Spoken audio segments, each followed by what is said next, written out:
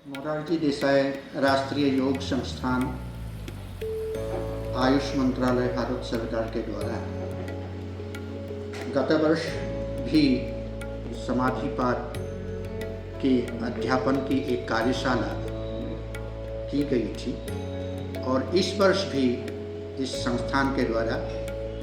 पातंजल योग सूत्र साधन पाद योग भाष्य अर्थात व्यास भाष्य सहित अध्यापन की एक कार्यशाला का आयोजन यह संस्थान कर रहा है। इस वर्ष साधन पाद को हमें इसमें पढ़ना है। इस पाद में क्रियायोग रूपी जो साधन है उस साधन का सर्वप्रथम निरूपण किया जाएगा, क्योंकि तपस्वाध्याय स्वरूपंधानानि क्रियायोग कह करके महर्षि पतंजलि ने प्रथम सूत्र में ही क्रियायोग रूपी जो योग के साधन है उसका निरूपण किया है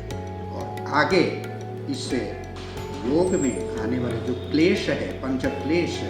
उनका निरूपण किया जाएगा और योग शास्त्र किस प्रकार से हेय हेय हेतु हान और हानोपाय भेद से चतुर्व्यूह कहलाता है उसका भी निरूपण किया जाएगा। यह संस्थान देश के लिए ही नहीं अपितु संपूर्ण विश्व के लिए योग विषय को लेकर के अनेक महत्वपूर्ण कार्य यह कर रहा है। निरंतर योग के प्रचार प्रसार के लिए वह भी अत्यंत सही दिशा में जो हमारी भारतीय परंपरा है उस परंपरा के अनुरूप यहाँ से योग का प्रचार प्रसार होता है।